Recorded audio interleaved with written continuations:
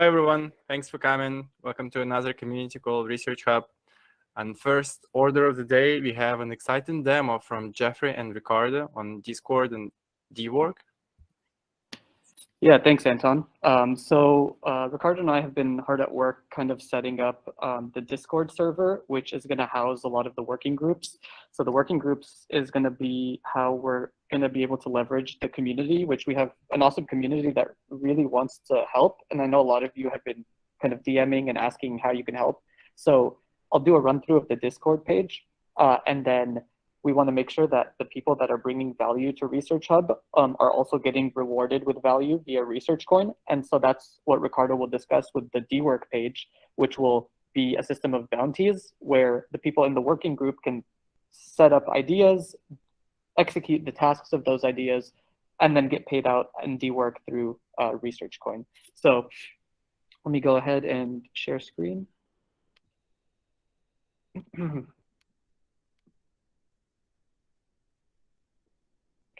So let me know if everyone can see this. Everyone can see this, yeah? Looking good. Yep. Okay, cool.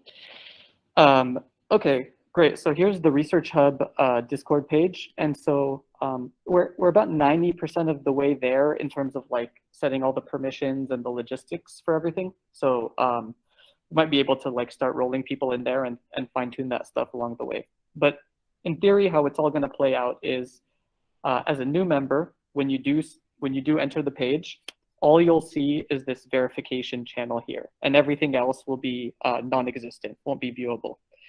Then you come in here, and we have a ResearchHub bot that you just go and you click your check mark. When you click the check mark, you get verified, and all the other pages open up to you. Okay, so we have things such as FAQ, which again, we can adjust and flesh out a little bit more. Some important links to some of the important platforms that we use, as well as some big announcements. For example, this new feature of the DOIs that came out. So these will all pop up here. And then a little thing I do want to mention is we can also set up events. So for example, this weekly community call, there's a couple Twitter spaces that like the overall DeSci community has been setting up. So we can have these as kind of like quick and easy events to attend. And we can also even set up our own events kind of within Discord as well. So it's got a lot of customizability and functionality. So just some generic like text channels. So a general chat, we can kind of house some of the governance proposals here as well to discuss RIP 3 in the future. You know, you have to have the memes and some tweets and things like that. So these are just kind of generic text channels that everyone can communicate on. But kind of the crux of the whole reason we are using Discord is it's very easy to set up a system of like roles and then have those roles be able to access certain things. So for example, say you're an editor or a community member, and you are wanting to get involved into a working group. You'll come in here, you'll come to the introduce myself, and you'll type in a little spiel about yourself, like your name, your background, what working group you'd like to be directed to. And this one, still we're figuring out a little logistics, but it could be a link to the ResearchHub profile. We would just want to make sure that the proper Discord user is also going to be like, because people don't go by their real names sometimes, they have usernames. And so we want to make sure that that username is associated with the right ResearchHub profile. So you'll go and you'll introduce yourself. Then one of the admins will be either any of the working group leads or any of the community leads will come in here and they'll say, hey, awesome, we'll go ahead and get Satvik over to some of these working groups. So as a user, you'll be able to just view all of the activity going on in these, but you won't be able to input until you get kind of verified. Then what we could do on our end is we can not do it from here, but so we'll go server settings and then we'll go into member. And what I can do is I'll go ahead and give somebody that role. So for example, say we'll banish Ricardo from community lead, and we'll say, hey, you introduced yourself in the introduce yourself section. Boom, you're a working group member now. And now Ricardo will be able to enter any of the working groups.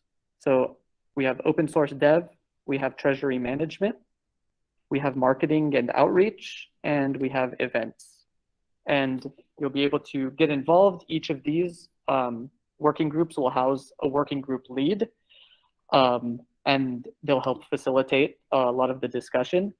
And once you come up with some ideas and tasks to do as a team, then you can segue over into D work. The working group lead or the community lead can set up a bounty for you, and you can complete the task to earn a reward. So before we segue over to that, which Ricardo will go over, I also just wanted to quickly mention a little something for the editors. The editors have brought up a couple of, like they're inquiring a little bit about how they can get a little bit of support or ask for time off. So what we did was you're using a ticket toolbot where you can actually go here and you can create a ticket for any issues you're having. So if you have something that's unresolved, you can create a ticket. And then if you have, and you want to submit for any time off, you can submit a ticket for some time off. And we'll be working really closely with Lynn because she's the editor liaison now. So I'll work really closely with her on getting her on board this and how to go through some of the support ticket stuff. So that can be helpful for the editors on that front. So I guess before I pass it over to Ricardo, does anyone have any questions about it, or even really actually any feedback, because there's going to be some logistical things we still need to iron out. And so we're really happy to hear from the community about how we can streamline this.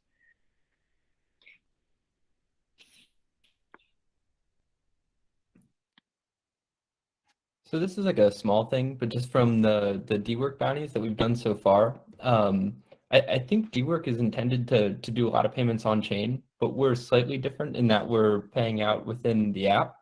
How do you suggest that we encourage people to tie their D-Work, bounty claims to an actual ResearchHub profile? I actually reached out to a couple people on Twitter who were just kind of random, who completed bounties, and they signed up to ResearchHub, and then I sent them, bounties. But I guess in the instructions, we should just tell people that they need to add their ResearchHub profile to the bounties that they complete.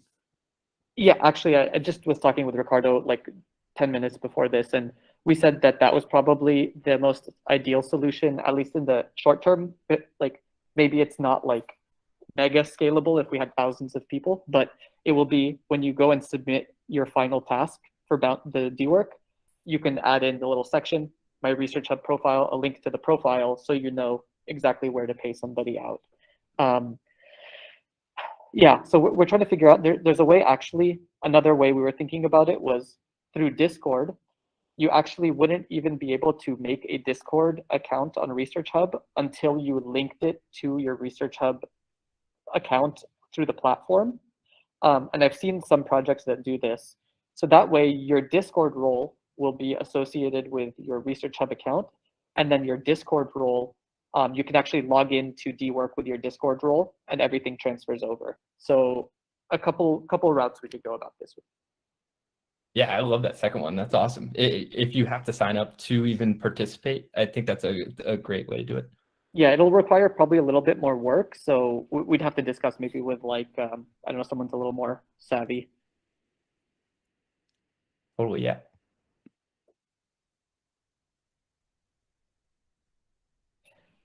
Okay. Well, yeah, so I think we'll give the Discord a big push once it's it's almost there. And then maybe transfer over to Ricardo, and he can talk a little bit about D-Work and how that fits into everything. Yep, absolutely. Let me share my screen.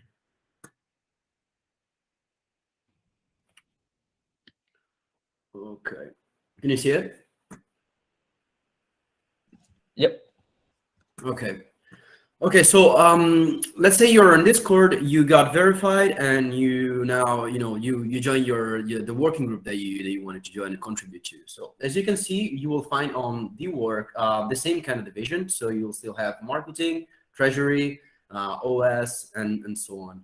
So what do you do? Let's say you want to contribute with some content creation. So you go on the specific section under marketing and outreach. You go on here and you will find a list of bounties to complete on the left on the to-do section. So let's say you want to do an async AMA on ResearchHub with a manuscript author. You open the task and you see some details. Like for example, you will see that the reward is going to be 3,000 RC. They say this is obviously to do, and there's always going to be a reviewer from the community that is going to basically review the work that you do to complete the bounty. Then what we have here is the task points. The task points should ideally reflect the kind of like the amount of work that you are expected to put in for a specific bounty. This is we still have to iron this out, but ideally this is what the task points are going to reflect in the future. And basically what happens is you can apply to the task. You can put in like a tentative date. Let's say I will start tomorrow and I expect to finish in like, let's say 10 days. And you put a message. So as Jeffrey was saying, how do you identify what is who's the ResearchHub profile that is actually completing this task? Because you're gonna have a username here and a username on ResearchHub. You can either put it in here, okay, a message like I'm not Ricardo, this is my profile and I would like to do this task because I think it's a great opportunity and so on.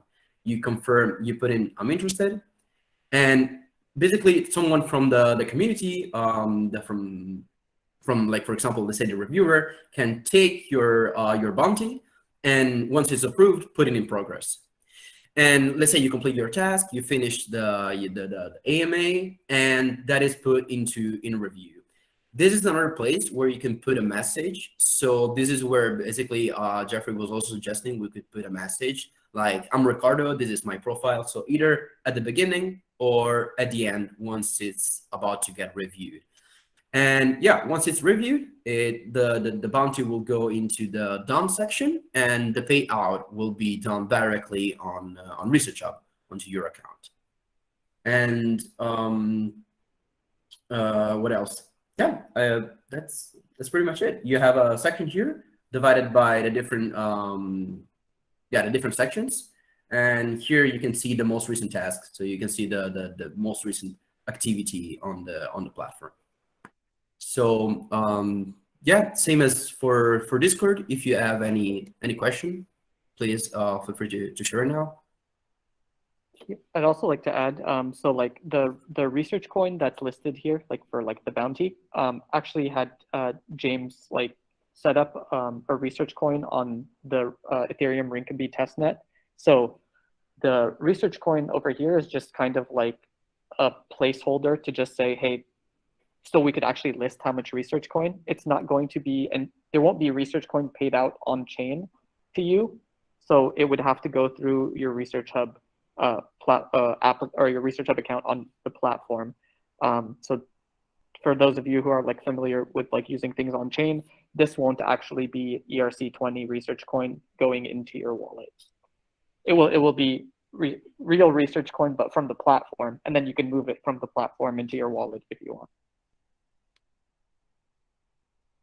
Yeah, thank you, Jeffrey, for pointing that out.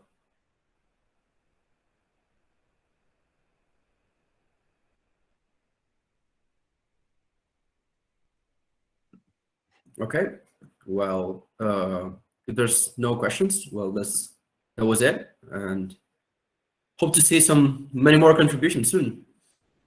Yeah, this is awesome. Thank you guys so much for setting this up. Even just having a Discord, I think, is going to make it like a lot more professional in a Web3 sense and help us like, I think, capture, like, even I saw D-Work retweeted us today and like almost is like trying to help us recruit like bounty completers.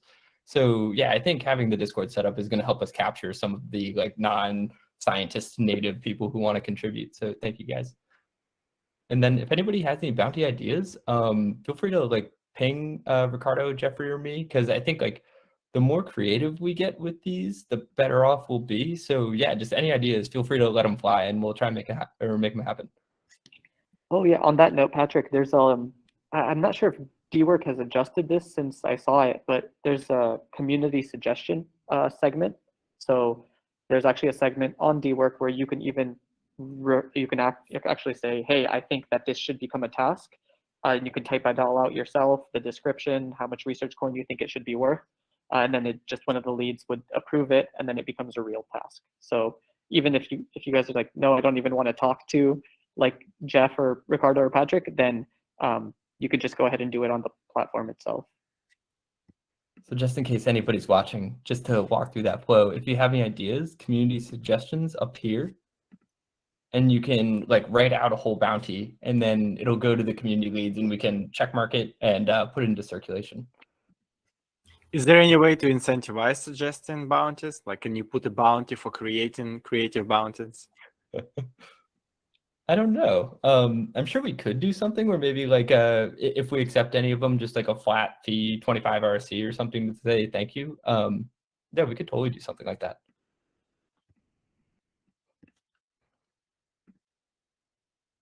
All right, thanks guys for the excellent demo. Looking forward to using DWork much more commonly. I often encounter users in Slack who want to do a little bit more, but not as a full-time job, not even as a half-time job, but kind of like casually here and there. And I think DWork is really excellent for this use case.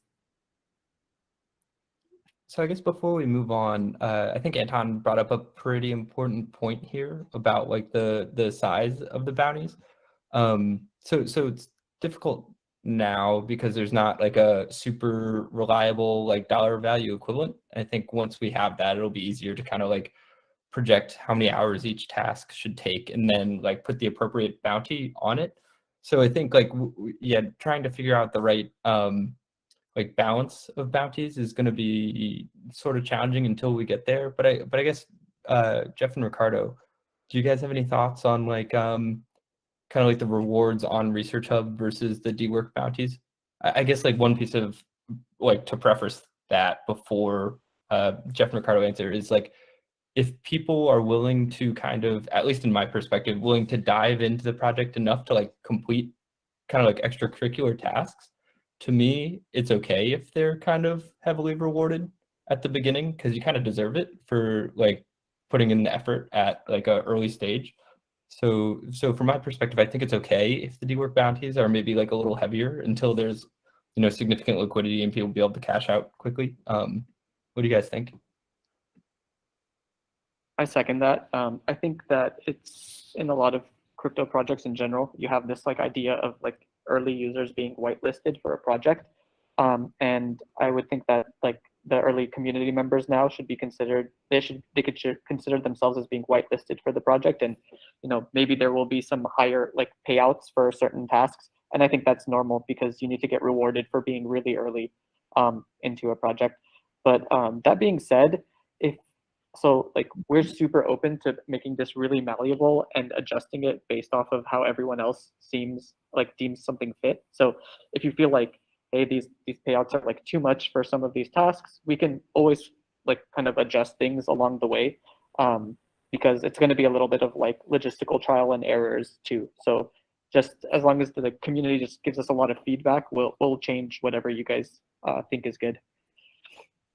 Yeah, actually, like just adding something else on top of what Jeffrey said, we were already thinking about standardizing, like kind of like standardizing the amount of like RSC paid out based on like priority of tasks and the amount of work that you're also supposed to do for that task. So that is also open to suggestions. So we were kind of like already creating like a sort of like classification based again on priority and let's say difficulty of the task. So we can pretty much openly share that with you guys, and yeah, getting your thoughts on that.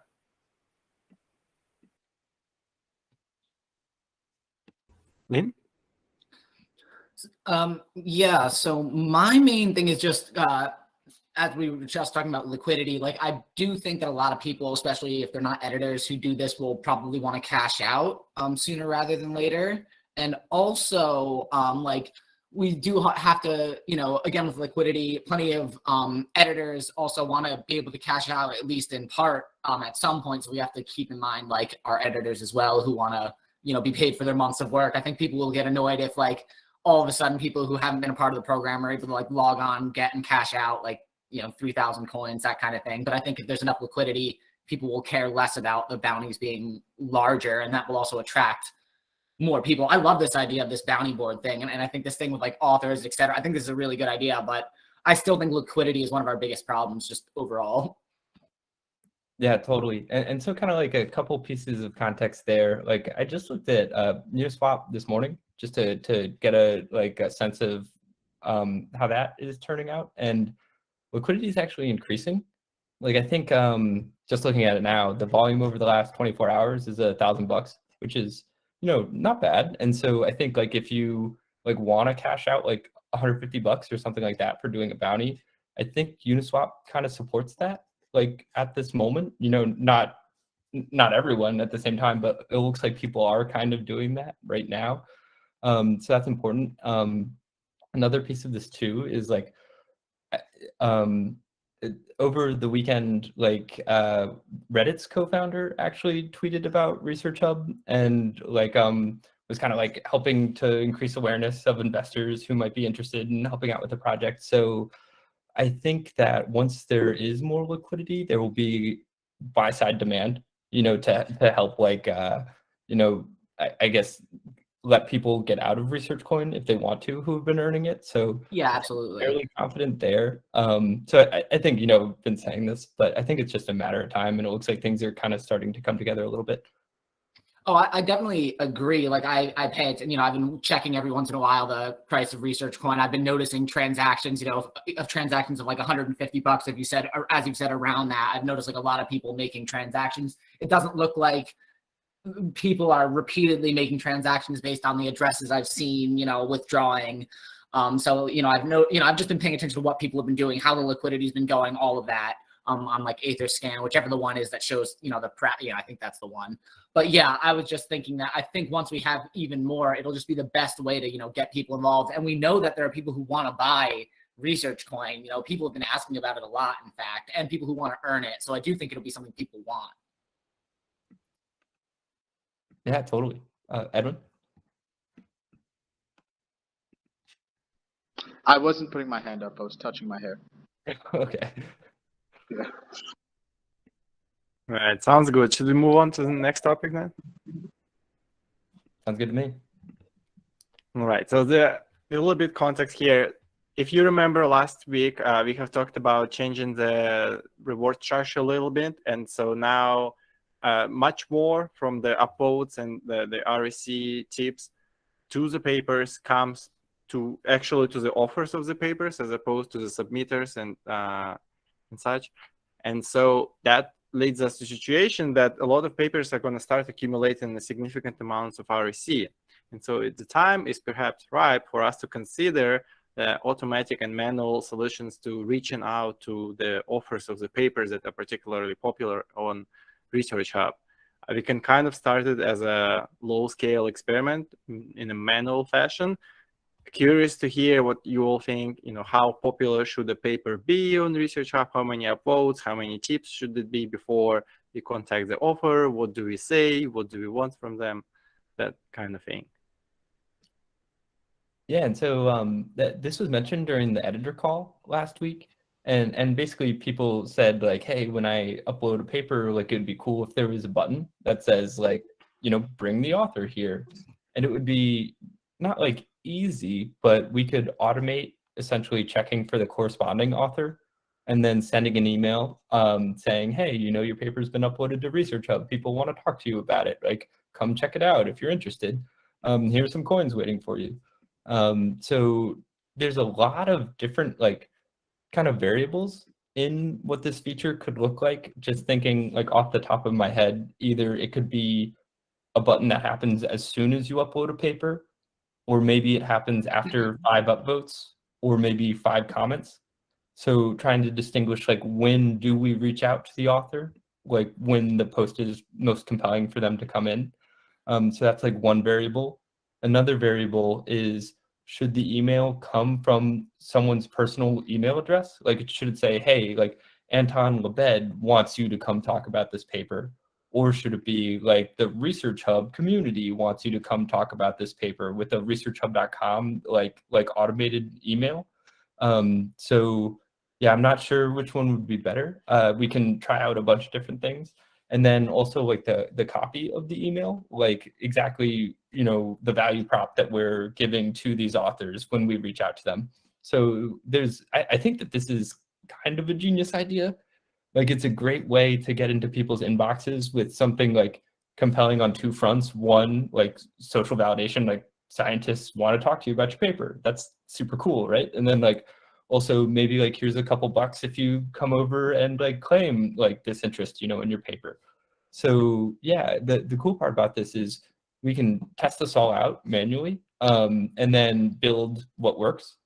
So yeah, like in a perfect like world, how would you guys like to see like I guess like the three variables in my mind are, when do we contact the author?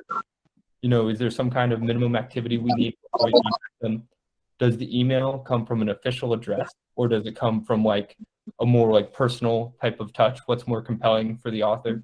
And then the third is like, what's the communicated message? And so we can try a bunch of different things and actually maybe like science to see what does work the best. But yeah, curious what everybody's thoughts are. I guess Edmund. So I actually have something to say this time. So I'm just wondering, why do you think the personal email will be so much better than the automatic email that gets generated when you put their email, you know, when you put their name in, say they have to claim the RSC? I don't understand the logic behind that assumption. So I'm not sure. I'm not 100% sure that a personal email would be better. My thought is just from academia.edu. Like, they have a pretty bad reputation because they send a lot of like emails out and they come from the academia.edu email. I know personally, like, I get mildly infuriated whenever a company tries to take my attention for free with spam. And so Yeah. it's me personally, I would like it better if like Edwin said, hey Joyce, your paper's cool, I want to talk to you about it, rather than a company. And especially if we do it in a way where you're pressing the button, it's not like ResearchHub is automatically reaching out to people. It's like there is an individual who wants to talk to the author. Having that like personal, I just don't like spam, and like I have a big aversion to it. But that's it. It might not be the case. That's just my own personal feelings. No, I totally agree. I think that makes sense.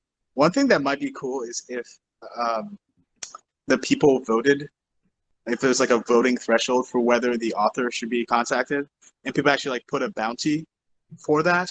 So it's like, oh, the people are discussing your paper and they voted, instead of just like an individual wants to talk to you about your work, but it's more, you know, people have been reading your work, think it's really great, they have some questions for you about it, and it's not, well, I don't know, that's just a thought, because I think there's, if we're setting up infrastructure where the only way to get the person on the site to talk about their work is, you know, some of us crafting a personalized email to them, I don't know, I'm a little skeptical that that's like a possibly long-term solution. Maybe it's something though that can bootstrap it, that can just, you know, get the idea of ResearchHub acceptable to a lot of people. So I don't know, but just something to think about.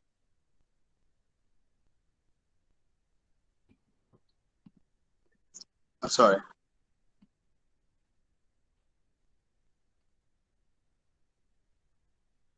That makes sense. Ling, did you want to add something? Yeah, I have you know, a comment on like each of Patrick's things. So like for the when do we contact, my opinion, I mean, I don't know if it would be worth. It's tough to say, you know, what's the draw, right? Is the draw just that a lot of people are talking about the paper? Because if so, then yeah, it should go based on like comments or upvotes. Or is it like, once this author has like at least X amount of RSC, you know, we think they'll be interested enough to drop by, you know what I mean? If it's just like you have like 6 coins, is that going to be enough? Or are we assuming that like the discussion is enough? So I guess that's where I'm kind of like unsure there, because if we're thinking it's coin motivated, we should, you know, decide on like a minimum amount. But if we think it's discussion motivated, you know, people with not a lot of time on their hands might not be like just willing to like go join us just for a discussion, was my thought on that.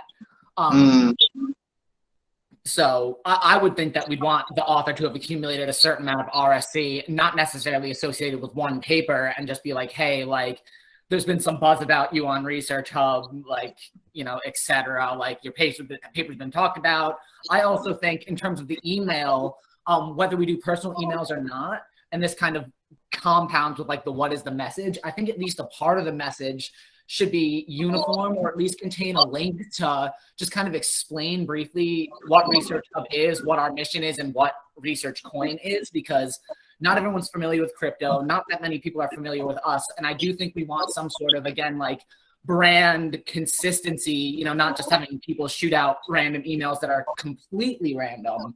But I do agree that we don't want it to look too spammy. So I don't know if that should be like a link to a page. But I think all of that is important things to consider. Yeah, those are great points. I think like the feature would eventually, when it's automated, like the copy would be standardized. So it would, I love the idea of saying like, hey, here's the 5 people who have uploaded your paper, and then their profiles maybe are added to the email saying these people are interested, like they want to learn more. But yeah, I think we would eventually want to like do experiments here to figure out like what needs to be automated to where it could just be one button where it's like, hey, this paper you uploaded got 5 upvotes. Do you want to send the email an author? And it's a notification that popped up. Well, I also, that's another thing. Sorry to interrupt. Just sorry, real quick, just because you made me think of something I also meant to mention. We also could have different ways of contacting authors who are already on ResearchHub versus authors who haven't been here before, because that's also, you know, there could be a difference there. One thing I wanted to emphasize, just to think about, I think there's a difference if you get a notification saying like, oh, people are upvoting your paper on this website, versus people have put money aside so that you can talk about what you did in your paper. And that's why I was talking about the idea of like, if there's actual like a bounty that people on ResearchHub, like, how we tip people, right? We put aside some money specifically so that the author can have a conversation about their work. And then in the email that they get, it's, hey, people are actually have like put money aside for you to claim so you can talk about your paper. I think that might be more interesting to them than just, oh, your paper is getting all these upvotes on this website that's crypto related, which, a lot of people think is sketchy to begin with. So. Well, I think that almost fits into what I was saying, where like if everybody wants someone to show, they donate RSC to that author. Once they hit a certain point, then they get contacted. I think it could work either way. It could either just be through general buzz, like there's so much discussion about their papers that they hit that amount, or like people want them. So like we could get a group of editors together. If I was like, hey, like I really like somebody posts a paper, a bunch of people are talking about it. Like, yeah, we could all get together and be like, hey, like let's each throw 250 RSC to hit their 1,000. You know what I mean? So yeah, like again, I think that Edwin and I, it sounds like we agree that like an RSC threshold is better than just like a few comments and upvotes. So do you guys think, Edwin raised a really good question, what is the perception of the tipping, right? Do we tip to invite a person to hang out with us? Do we tip because we think their labor is valuable and we just want them to, cool guy, right? But like when you tip in real life, do you want to hang out more with the person you're tipping, or? So I think one piece of context here too is that we're adding like a new way to distribute Research Coin, where like each upvote in theory is associated with a lot more Research Coin. It's not just one upvote per Research Coin, where the grand majority of that extra Research Coin goes to the author, like 75%. So kind of like upvoting is tipping in a way, to a certain degree. Like it will like drastically increase the amount of Research Coin that's waiting for the author. And I think you're right. Like once it hits a threshold where it's like, hey, this is actually worth your attention. That's a pretty cool way to go about it. not one. Yeah, I still think it's probably worth testing. Like, are coins more compelling than 5 interested people? Because I think probably different researchers will respond differently to both of those kind of offerings. But yeah, I think you're right that RSC threshold is better than upvotes or comments if we want to automate it like that. Do you think it would be valuable to add kind of an estimate of corresponding value in dollar equivalent? Right, because people might not know what crypto is, what RSC is. So it'd be like, Yeah. that's $30 100%. as of today. Definitely, yeah. Yeah. I think there should just be instructions, like, this is how you check the price. Like, literally, like, somebody could put together a page, or a group of people could put together, like, something that would tell people everything they need to know. Like, this is what RSC is. Like, click here to, like, see the price, etc. And, like, we can even link crypto resources. We obviously can't sit there and educate everybody on what crypto is, but we could at least maybe link some obvious, resources to them. Be as helpful as we can to these people that we're trying to get on board. Liquidity would be huge here, though, because if you could say, like, hey, here's $50, your graduate assistant is not going to turn that down. So. Yeah, totally. Yeah, I'm not too convinced about. I like the idea of the RSC, kind of like specifying that there's some RSC there for you. Not the biggest fan of like emphasizing too much the monetary value, because if crypto itself seems sketchy, crypto plus money is even worse. So I just wouldn't emphasize that too much. Like, we're bringing in here you just like for money. We're bringing you here because a lot of people discuss your paper and there's a lot of interest around this paper. And then there's also, some RSC sitting there for you, but I wouldn't switch places, honestly, but it's up to discussion. Yeah. Well, that's just a matter of how you emphasize craft it. the email, right? Yeah. That's just like how you craft the email. We can, you can balance that. This make seems it like not part of the experiment too, where we can try For two sure. different sets of copies, where one value prop is, hey, people are talking about your paper, come talk to them, there's a little bit of coins. And then the second one can be like, hey, there's a bunch of coins, like come get these coins, talk to people, because there are these I think 5 that's a people. good idea to test it. Yeah. Like, you yeah. know. Makes sense to me.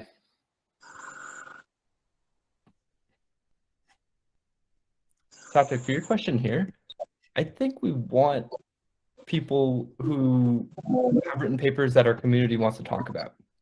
Like, I don't necessarily, I mean, it would be great if they were all influencers that had 1 million followers, and they wanted to tweet out about us too. But I think like the goal here is to like create cool conversations about the papers. And so we should reach out to people like the paper that's on the homepage right now about like body image and like weightlifters. There's a lot of cool conversation right now. And so like, I think after this call, I'm just going to reach out to the author, just, shoot out an email just to test it, because it's pretty cool if you show up to a page of your paper and there's like extensive conversation going on. Like, I don't know, I would find that very compelling if someone reached out to me about that. Definitely.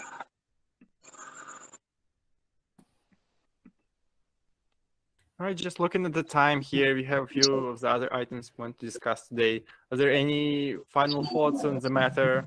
Patrick will experiment, but I'm guessing maybe we will move forward by creating a few bounties so that people can start drafting those emails and sending to offers of different papers on ResearchHub. Yeah, and if anybody wants to help me here, I've had like pretty good success with cold emails. So like I can definitely lead this, but would love to work with somebody who wants to kind of like take the lead and make sure that it goes through, and I can like kind of share what's worked for me in the past. And yeah, I think like I've gotten response rates of like 25 to like 50% asking people to do AMAs. So I think it'll be like a pretty solid return. Nathan? Yeah, sorry, just final quick thoughts. I think just going back to right at the especially when it's a smaller project and we've got a smaller number of people to go through. I think what Patrick was saying about getting a personalized email, it's going to be a lot more effective, in my opinion, than getting an automatic email. Because even as someone who's published a few papers, I'm spammed with emails from random journals I've never heard of, conferences I've never heard of, sites, the biggest being ResearchGate, and other smaller ones, just telling me that people are talking about my paper, seeing my paper, reading my paper, and I just delete basically all of them because it's too much to go through. That's a completely different story to someone actually reaching out who's read it with some personalized insights from the paper and asking me my thoughts on it, and with a link that I can actually see the discussion on. I think another thing to think about is, what are we asking from these people? Are we asking them to respond to some comments? Are we maybe, if we think they're interested, asking them to do an AMA for us? Are we, increasing the rewards if they're willing to invest some more time? How much of that? Are we reaching out to them as an initial introduction to then speak to the editor in their section to see how much they'd like to be involved in the project, and how much they're willing to contribute if papers they've authored are being discussed? These are just things we can talk about, and I'd be very happy to help with that, Patrick. Nice. Nick, that's a great idea. When I send stuff out, I'll CC the editor of whatever hub it's in, just to help to keep everybody in the loop. That's a very awesome suggestion. And then Safik just messaged me too, so maybe we can do a call at some point to figure out how to best coordinate getting this started. Did you want to add something, or is your hand up from before?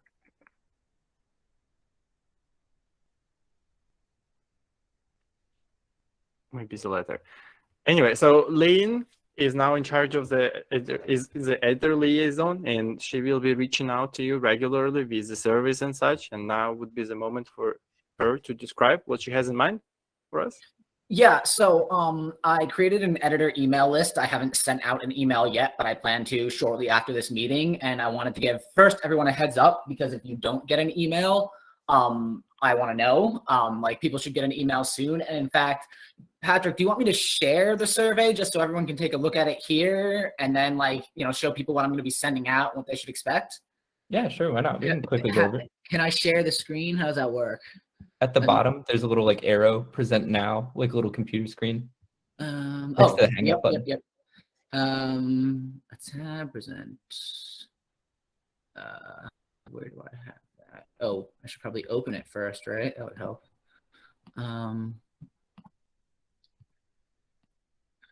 So this is the plan. Can everybody see this RH editor 3-month survey thing, or no?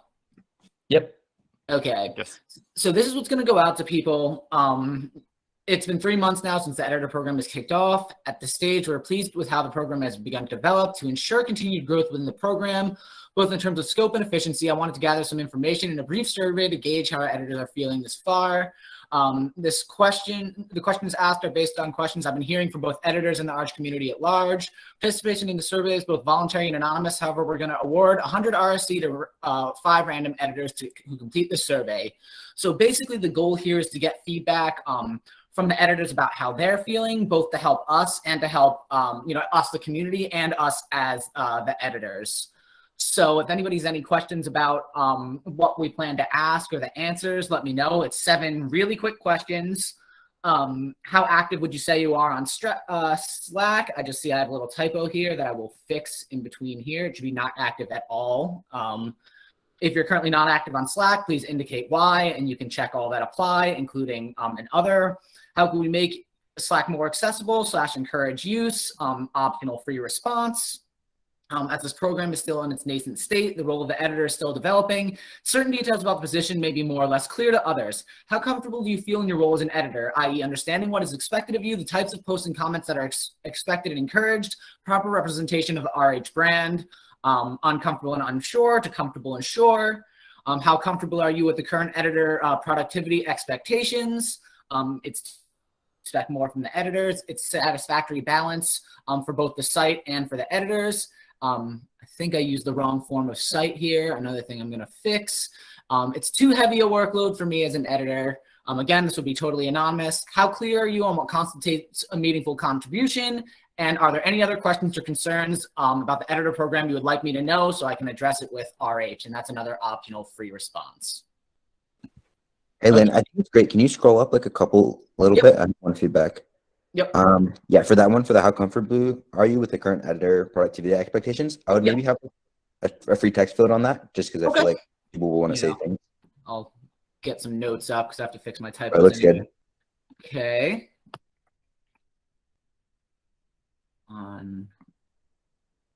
Yeah, I will add that.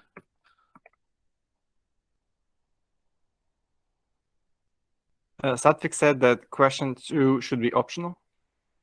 Question 2 should be optional. Can do. Yes. Question 2 optional. If it's anonymous, how are you gonna figure out who are the editors who you're gonna raffle? Oh yeah, I'm going to include another link. That's a good question. So there'll be a link to a separate survey where you just enter the email you use as an editor. And I'll explain that in the email. So we'll know that you completed the survey. We just won't know which responses are yours. So we'll get we'll know who did it, but we won't, it won't be linked to your responses. So that's how we'll do the raffle. And then literally at random, we'll just pick 5. I'll probably just sort randomly in Excel, and the people who come out on the first 5 will probably get it. I'll assign a random number 1 to 10,000 and then sort by that column, and the top 5 win. That's how I always do raffles. So anyone else want to see any other questions? Does anyone want anything added? Anything else made optional? I thought about making them all optional, but if you're agreeing to do the survey, I assume you're willing to give us at least some information. We've got to collect something from you, but I'm totally cool with making number 2 optional. But is there anything else that should be optional? Anything without a star is, so this is optional and this is optional. And I'll add the text box, the optional response here. Or wait, was it here? It was how comfortable are you? This one. Yeah, I'll add the optional response here. Do you have anything in mind for frequency of this survey? Maybe tied to the end of the month call or something? Or is it just for editors? Yeah, it is just for editors. So I was going to present my findings at the next RH lead call, the bi-weekly meeting. I can present, I can discuss it wherever people want me to, but I figured we'll want to give it another at least week and a half anyway to let people's responses roll in. I'll make the changes as soon as this call hangs up and I'll send it out, and I assume, people will get it. And then I'll send an email into the editor Slack just to let people know they can look for it. And then if for some reason you don't get it, you can contact me because it should, I'm pretty sure everybody should be on the list now. And I got so Satvik said, not sure if anonymity is important to editors. It isn't to me, and it seems like an extra step. What do people think? Do people think this needs to be anonymous? I did it out of courtesy. Is the extra step. I think it makes sense to start anonymous, just even with the workload question. Right. Yeah.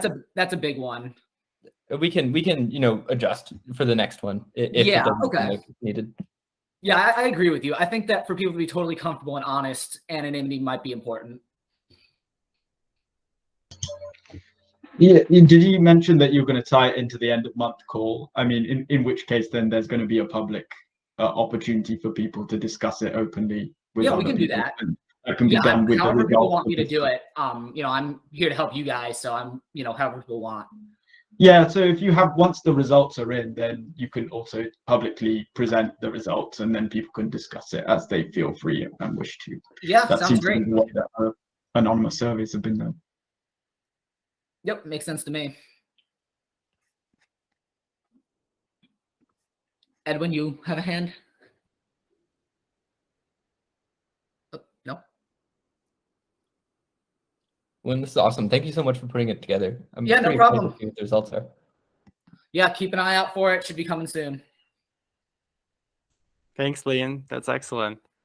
Right, a few minutes left, and which we should discuss 2 topics: purpose and perception of upvotes, downvotes. I think that's tied a little bit and related to the meaning of the tip that was relevant earlier. What action do you think that upvote and downvote represent? I personally have never downvoted anyone. It just feels, I don't know, Are you proposing that this kind of content should be more frequent on the website? Are you just agreeing with the person? Would you upvote a person you disagree with, but you think that they have a point? I haven't downvoted in like weeks. The only time I downvoted was early on, where some of the posts were just like did not belong on the site at all. But I haven't seen that in like a while. Yeah. Nathan? Personally, I mean, this might be a controversial opinion, but I don't really see what the purpose of the downvote is. If an upvote is tied to some kind of research coin reward, I get that. Is the downvote now going to subtract from that? It seems kind of strange to me. I mean, the purpose of the downvote, if someone doesn't like the content, then they can comment about that. If someone doesn't like the rigorous methodology in the paper, they can either comment on that or they can report it like to the editor. Do you know what I mean? As like, this is not science, what we're looking at here. I don't know what the downvote apart from those two functions really serves, other than, you know, in certain algorithms on the back end. That can be my only. Yeah. It's a really interesting point, because there's almost like this philosophical debate going on in like Reddit style forums where like downvotes don't actually mean anything. Like if you look at Hacker News is a pretty good like technical forum, they don't have downvotes. So yeah, we're just copying Reddit to get started with, and Reddit has downvotes. But even like it would be interesting to see the back end of Reddit. Like I bet people just downvote stuff they disagree with. Like it's, you know, it's like, this personally makes me angry, so I'm gonna downvote it. And like that's not really what we're going for either. So at least in my mind, I think that the downvote can be replaced by our peer review feature, where like in theory, you know, if there's a highly upvoted paper, but it's reviewed poorly, like there's a lot of context there. So yeah, it's a great question, Nathan. I don't know if downvotes actually do mean anything, but we're just copying Reddit to get started with. Ricardo? Yeah, the only time that I downvoted a paper, it was because it was like pretty bad, like poorly written. The methodology was not just like not rigorous, but was like unclear. Like some chemicals used were not even labeled, so something like that. It was just difficult to understand the paper itself. So I could have, as you said, like written a comment saying this paper looks like pretty bad, but I just like downvoted that because it was, yeah, just didn't want to see it. And Kobe, interesting to hear your perspective. Yeah, I'm not a huge fan of the downvote because, yeah, I don't think like I think like if we had like a proper flagging system, then people can just flag like content that's like inappropriate. That combined with the like some other action can be achieved what we want. I think at the moment it's like subjective. So what does an upvote mean? What does a downvote mean? Who knows? It means something to most people, and people take action. But I think one of the reason why I wanted us to discuss it also is because I noticed that people are just like not upvoting often, and I think it has to do with the fact that people don't quite understand what an upvote, what does it mean to upvote, and that's was the beginning of the discussion. So one thing I saw that there's another website, I don't know if you heard of it, maybe you guys did, but it's called FlashPub. And what they do is they just have one action called endorse, which when I was looking at their website, it actually like resonated quite well with me, because I was like, yeah, upvote and downvote don't really mean something, but endorse is like a word that implies something. And I think like in science, where there's a lot of reputation and credibility, it could be like something like that can be good. So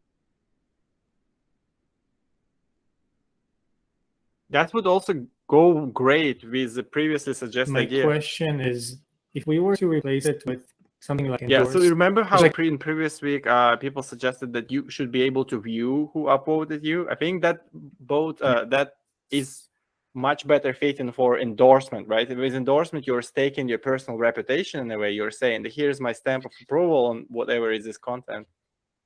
Yes, I like that a lot personally.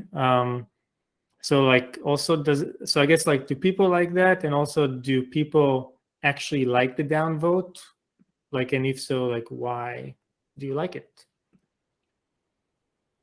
One hesitation I have with the endorse idea, actually, like I love the concept behind it, but it's a lot of work.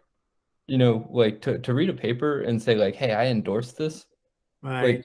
like it's like, yeah, that's a lot. Like I definitely would not upvote nearly as much. Like I would have to read the whole paper and like actually dig into the methods and stuff to be like, yeah, I endorse these people's work. So that's a That's a little good bit point. scary to me as like just a cognitive barrier, which could hurt our weekly active contributors. But I think like the end stage, that's the right idea.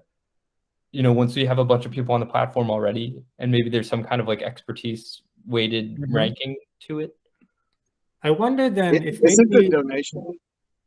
Sorry. Oh, yeah. I was just gonna say one final thing. Like, I agree, Joe, Patrick, that yeah, it's like a bit weird. Now, like going back to Stack Overflow, I'm just gonna say one thing real quick. When you hover over the upvote state, they actually tell you what it means to upvote. In their sense, they say like when you upvote, you imply that this is a good question that has meaningful. I don't know, like in the technical realm or something like that. So maybe we could. I'm thinking like maybe like let's say we kill downvote, only keep upvote, don't say endorse, and introduce like in hover state where you hover over it. We tell you like, oh, by upvoting we accelerate science. Like you think that this is contributing to science or something like that. Maybe this is the wrong perspective, but I almost feel like it's like I'm interested in this. Like I don't want to read it, you know, like, but I want to upload it so maybe somebody else will, and you know, leave a comment and tell me if it's worthwhile. Like I'm hooked, but I don't want to read it. I'm not sure if that's a feeling. No, that's interesting. Very interesting. Yeah. Wafa? I was just typing my comments in the discussion, but I will just give my comments real quickly. I actually like the downvote, especially in the discussion, because sometimes you want to downvote comments that are irrelevant to just make the focus more on comments that are relative and comments that you think would encourage the conversation. So I personally love the downvote, and I think it's necessary.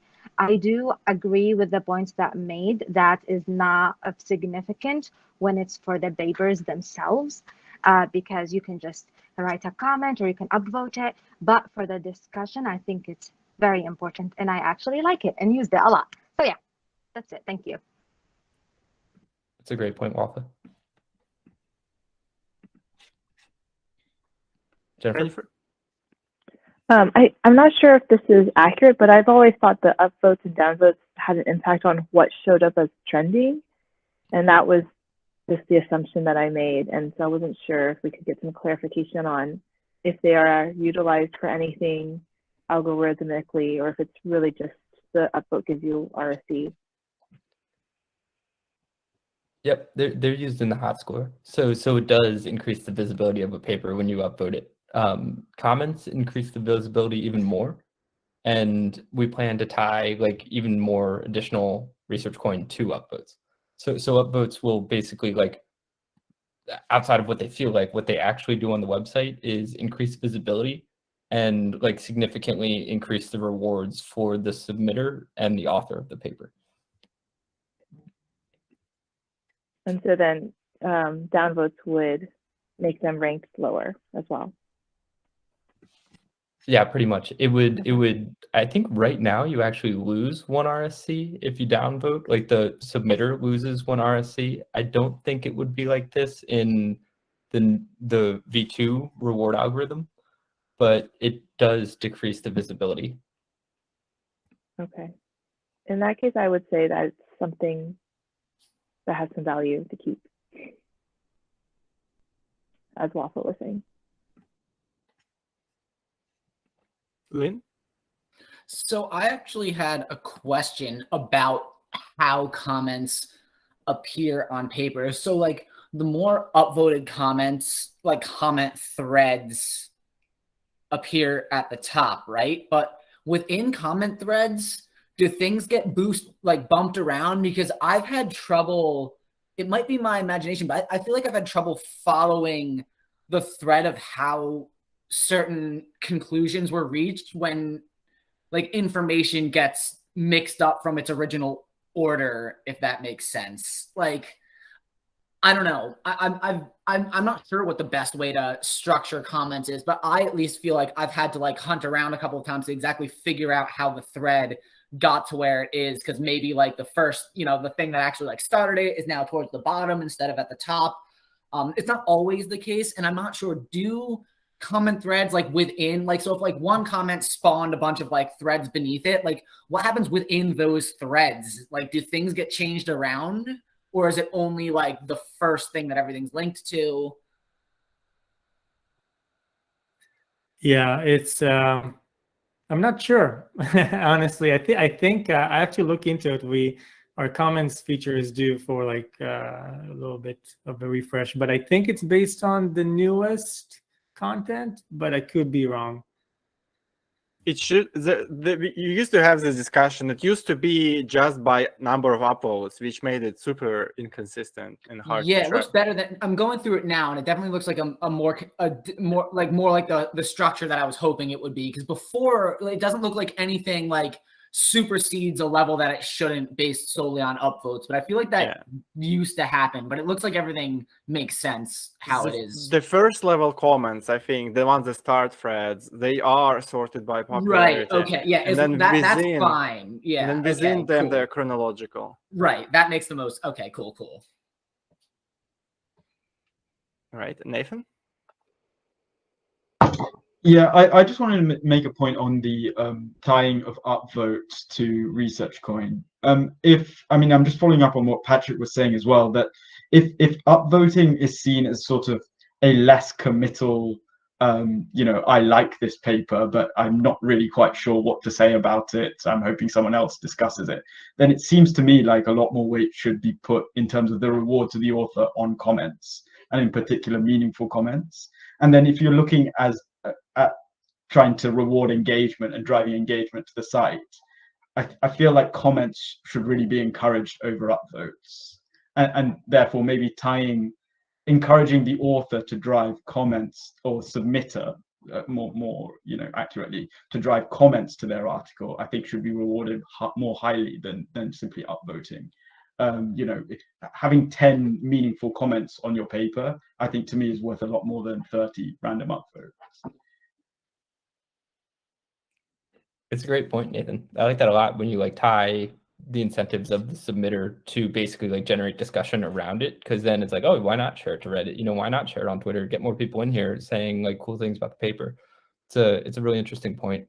And then I even think like once we have like a peer review score, that's another important metric to add in there, because if you share a paper that's highly upvoted but it's like poorly peer reviewed, I think our reward algorithm is gonna be constantly changing and always taking in like new inputs. And so this like V2, I think it's a big improvement on the V1, but it's definitely still bad. And like we'll need to, the V3 will definitely have like comments and peer reviews in it.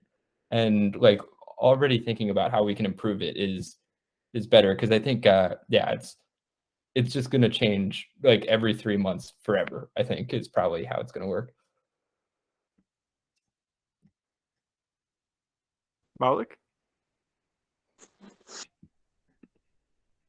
Yeah, thanks. I agree with Nathan about, that comments should be, considered way more important than just upvotes. Like I have a couple papers right now where there is a little bit discussion going on, and one where there was like significantly like important scientific questions raised. There were long comments and stuff, and that's nowhere in the visibility, versus there was another paper, it was in Nature, that has been like upvoted.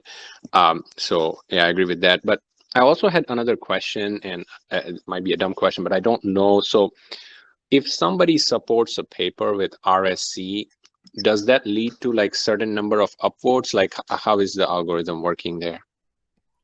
So we used to have it be like that, where every supported RSC would be tied to an upvote. When we did that, essentially, I think our community was, for lack of a better term, of lower quality than it currently is. Like we had a lot like academically trained scientists, and a lot of the papers that were being supported were like not compelling, and so yeah, it was a negative thing when it came to like the quality of the content on the homepage.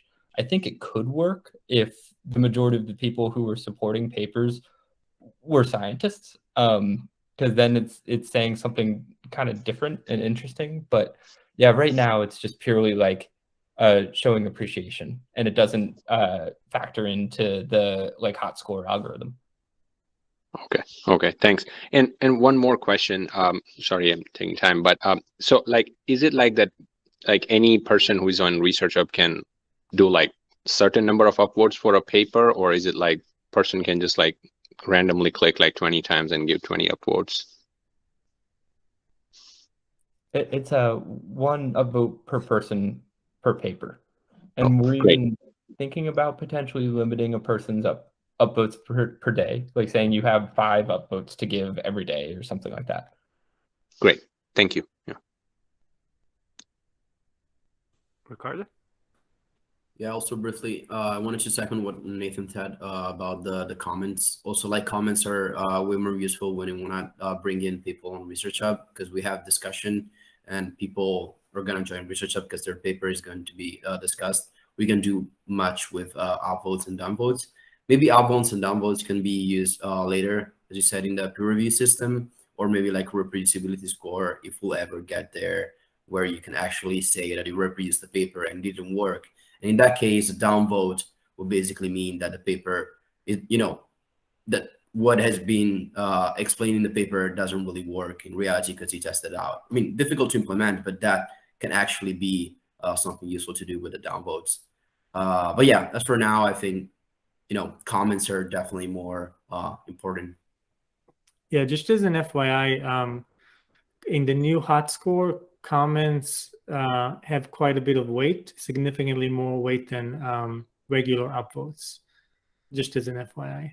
Is there a way to kind of like give a score to the length of our conversation? Like my comment was commented by another one and so on. And like the thread was like 10, 20 comments long. Because that also shows how much interaction there was under a post. Instead of like single comments. Do you mean, Ricardo, in the hot score, like taking into account? Yeah, so somewhere in how to factor that in. Yeah, it's already factored in. Actually, it's like something like the number. It's like a logarithm of like the number of comments times the upvotes of all the positive upvotes of comments on the comments, something like that. But it is taken into account for sure. Okay. So is there a way to so there is actually a way to discriminate if 5 people commented like separately, or if 5 people like kind of like interacted within the same comment, kind of like sharing their perspective? You mean like taking into account the hot score, or like show it somewhere? Like yeah. Like in the Oscar, like to show how a paper is. That would just be the comments of second and third layer, right? Yeah. Mm-hmm. Yeah, maybe. I gotta think about that a little bit, but yeah.